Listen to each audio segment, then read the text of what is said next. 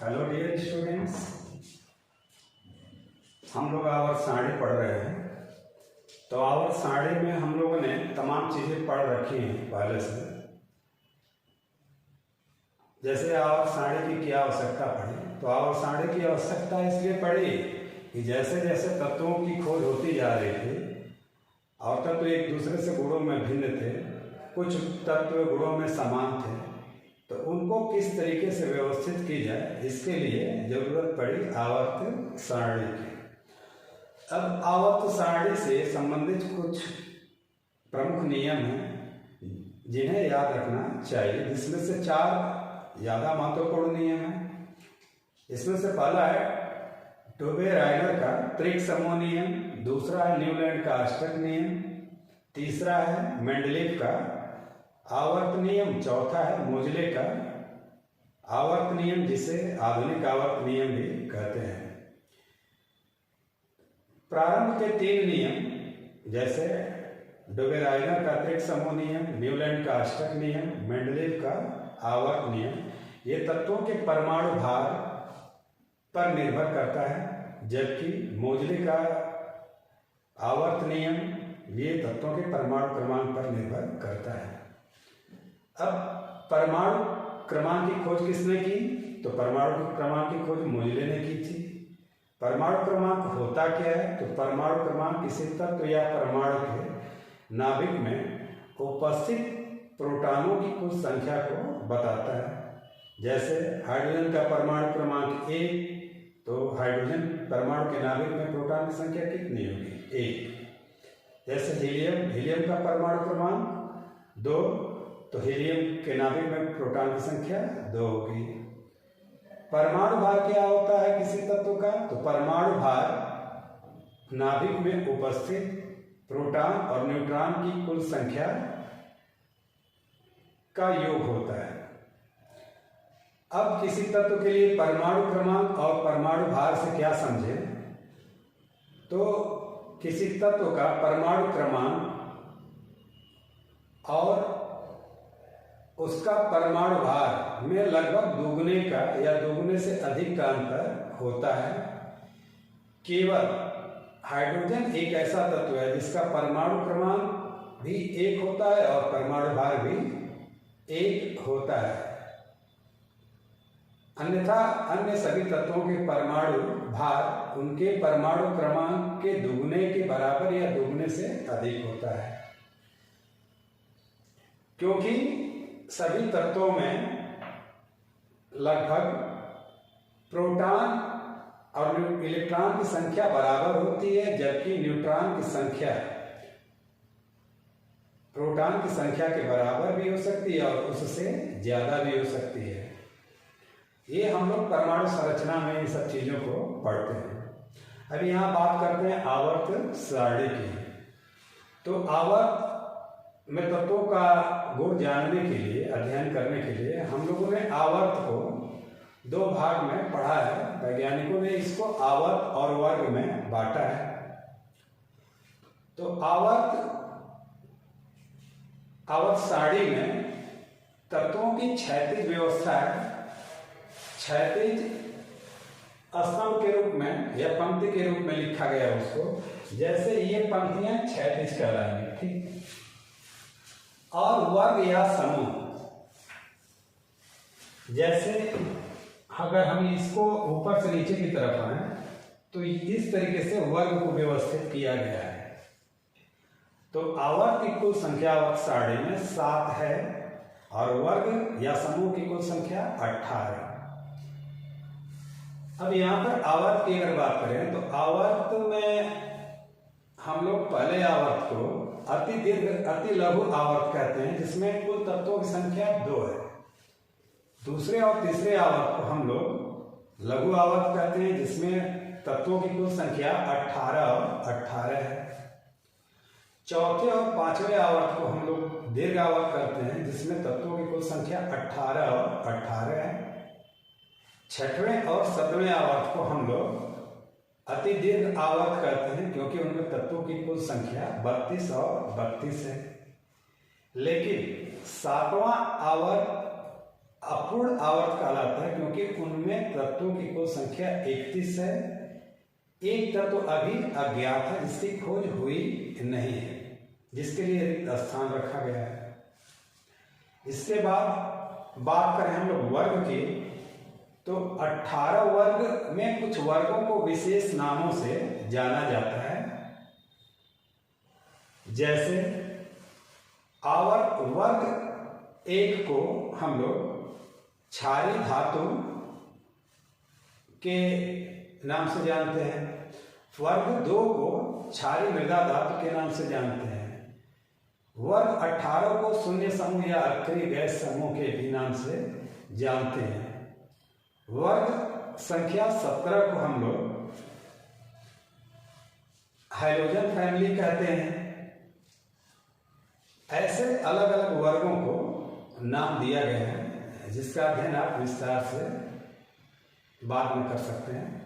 अब यहाँ पर अगर हम बात करें तत्वों के गुणों के बारे में, तो प्रत्येक तत्वों में कुछ निश्चित गुण होते हैं जिनको हम आवर्ती गुण कहते हैं, और उनकी चर्चा हम यहाँ तुलनात्मक रूप से करेंगे कि क्या होता है। यहाँ पर देखें आवर्त सारणी में क्या होता है जब हम किसी आवर्त में बाएं से दाएं जाते हैं अथवा किसी वर्ग में ऊपर से नीचे आते हैं।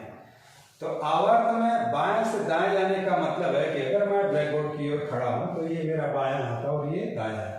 तो बाएं से दाएं का मतलब है कि मैं इधर जा रहा हूं तो बाएं से दाएं, और ऊपर से नीचे के लिए तो कोई बात नहीं, ये आप समझ सकते हैं। ठीक है, अब बात करते हैं तत्वों के आवर्ती गुण की।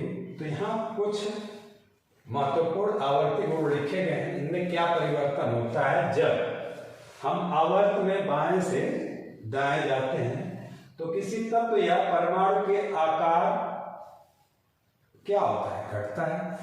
आवर्त में बाएं से दाएं जाने पर परमाणु की त्रिज्या भी घटती है।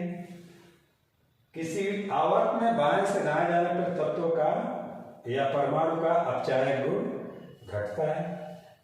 बाएं से दाएं जाने पर आवर्त सारणी में आवर्त में किसी तत्व का आशिकारक गुण बढ़ता है। बाएं से दाएं जाने पर आवर्त में तत्व की विद्युत धनात्मकता घटती है। आवर्त में बाएं से दाएं जाने पर किसी तत्व की विद्युत ऋणात्मकता बढ़ती है। आवर्त में बाएं से दाएं जाने पर किसी तत्व या परमाणु का आयनन विभव बढ़ता है। आवर्त में बाएं से दाएं जाने पर किसी तत्व की संयोजकता हाइड्रोजन के प्रति 1 से 4 तक बढ़ती है और फिर 4 से 1 तक घटती है, जबकि ऑक्सीजन के प्रति किसी तत्व की संयोजकता आवर्त में बाएं से दाएं जाने पर 1 से 7 तक बढ़ती है। आवर्त में बाएं से दाएं जाने पर तत्वों के या परमाणुओं के ऑक्साइडों की प्रकृति प्रबल क्षारीय से प्रबल अम्लीय हो जाता है। ठीक, अब जो गुण आप आवर्त में पढ़ रहे हैं प्रायः इसका विपरीत होता है वर्ग में, जब हम ऊपर से नीचे जाने की बात करते हैं तब। तो आप यहां देख सकते हैं कि वर्ग में ऊपर से नीचे जाने पर परमाणु का आकार बढ़ता है। वर्ग में ऊपर से नीचे जाने पर किसी तत्व या परमाणु की त्रिज्या बढ़ती है। किसी वर्ग में ऊपर से नीचे जाने पर तत्व या परमाणु का अपचायक गुण बढ़ता है। वर्ग में ऊपर से नीचे जाने पर किसी तत्व का आशिकारक गुण घटता है। वर्ग में ऊपर से नीचे जाने पर किसी तत्व या परमाणु का विद्युत धनात्मकता बढ़ती है। वर्ग में ऊपर से नीचे जाने पर किसी तत्व का विद्युत ऋणात्मकता घटती है। वर्ग में ऊपर से नीचे जाने पर किसी तत्व या परमाणु का आयनन विभव घटता है। वर्ग में ऊपर से नीचे जाने पर किसी तत्व की संयोजकता अपरिवर्तित रहती है। वर्ग में ऊपर से नीचे जाने पर तत्वों के ऑक्साइडों की प्रकृति में क्षारीय गुण बढ़ता है तथा अम्लीय गुण घटता है। अब यहाँ पर आप अपचायक गुण से क्या समझते हैं, आक्सीकारक गुण से क्या समझते हैं, विद्युत धनात्मकता, विद्युत ऋणात्मकता, आयनन विभव, संयोजकता या ऑक्साइडों की प्रकृति से क्या समझते हैं। तो संक्षेप में आपको बता दिया जा रहा है कि अपचायक गुण क्या होता है। तो किसी तत्व के इलेक्ट्रॉन त्यागने की क्षमता क्या कहलाता है, उसका अपचायक गुण। किसी तत्व का इलेक्ट्रॉन ग्रहण करने की क्षमता आक्सीकारक गुण कहलाता है। ठीक, कौन से तत्व अपचायक गुण प्रदर्शित करते हैं, तो सभी धातुएं अपचायक गुण प्रदर्शित करती हैं क्योंकि वो इलेक्ट्रॉन त्यागते हैं। और कौन से तत्व आक्सीकारक गुण प्रदर्शित करते हैं, तो प्रायः अधातुएं आक्सीकारक गुण प्रदर्शित करती है क्योंकि ये इलेक्ट्रॉन को क्या करती है, ग्रहण करती है। इलेक्ट्रॉन को त्यागना और ग्रहण करना ये किस लिए आवश्यक होता है, ये अपने वाय कोश का अष्टक पूरा करने के लिए ऐसा करते हैं। अब बात करते हैं विद्युत धनात्मकता और विद्युत ऋणात्मकता। तो जो तत्व आसानी से इलेक्ट्रॉन त्याग दे वो विद्युत धनात्मक कहलाता है। ऐसे तत्व धातु कहलाते हैं जिसमें उदाहरण है sodium, potassium, magnesium, iron, gold, silver इत्यादि। विद्युत ऋणात्मकता, जो तत्व आसानी से इलेक्ट्रॉन को अपना अष्टक पूरा करने के लिए ग्रहण करते हैं वो विद्युत ऋणात्मक होते हैं। ये अधातुएं होती हैं जैसे nitrogen, oxygen, fluorine, chlorine, sulphur, phosphorus इत्यादि। आयनन विभव क्या होता है, आयनन विभव वह ऊर्जा होती है जो किसी तत्व के वाय कोश से, संयोजी कोश से इलेक्ट्रॉन को आसानी से निकाल ले, वह उस तत्व का आयनन विभव कहलाता है। तो सबसे कम आयनन विभव किसका होता है, तो धातुओं का। और सबसे ज्यादा आयनन विभव किसका होता है, अधातुओं का। और जिनका संयोजी कोश पूर्णतः भरा हुआ है उनका आयनन विभव और अधिक ऊंचा होता है क्योंकि उसमें से इस इलेक्ट्रॉन को निकाला नहीं जा सकता।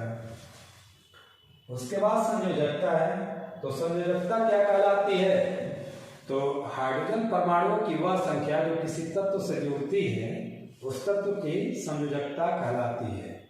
उदाहरण के लिए जल में अगर हम देखें तो जल का सूत्र होता है H2O। अब यहाँ पर O, H2O, O ऑक्सीजन का प्रतीक है जिससे कितने हाइड्रोजन जुड़े हैं, 2। तो हाइड्रोजन की संख्या 2 हुई तो ऑक्सीजन की संयोजकता कितनी कहलाएगी, 2। ठीक, इस प्रकार किसी तत्व के ऑक्साइड की प्रकृति से हम लोग क्या समझते हैं, तो जब कोई तत्व ऑक्सीजन से क्रिया करता है तो उसका ऑक्साइड बनाता है। और इस ऑक्साइड को अगर जल में घोलें और हमें OH आयन प्राप्त हो, OH आयन का मतलब है हाइड्रोक्सिल आयन, तो ऐसे ऑक्साइड या यौगिक क्षार कहलाते हैं, क्षारीय प्रकृति के कहलाते हैं। क्षारीय प्रकृति के ऑक्साइड बनाने वाले ज्यादातर तत्व कौन हैं, तो धातु हैं, जिनमें से हम क्षार धातु के रूप में सोडियम पढ़ते हैं, क्षारीय मृदा धातु के रूप में हम लोग कैल्शियम, मैग्नीशियम पढ़ते हैं, और अन्य धातुओं में आयरन जैसे तत्व हैं। और ऑक्साइडों की प्रकृति अम्लीय कब कहलाती है, तो जब ऑक्सीजन किसी अधातु से जुड़ता है और जल में घुलता है तो वो उसमें H+ आयन यानी कि प्रोटॉन देता है। तो प्रोटॉन देने की क्षमता जिन यौगिकों में है उनको हम लोग अम्लीय कहते हैं। ठीक है, तो ये अम्लीय, क्षारीय या संयोजकता ये सब अन्य अध्यायों में इनकी विस्तृत चर्चा की जाती है, मगर यहाँ पर हम लोगों को संक्षेप रूप में और सारणी में तुलनात्मक रूप से क्या होता है जब हम किसी तत्व को आवर्त के रूप में अध्ययन करते हैं और वर्ग के रूप में। तो उम्मीद है कि आप लोगों को अच्छा लगा होगा ये वीडियो। आगे आप लोगों के लिए और अच्छे वीडियो बनाए जाएंगे। Okay, thanks.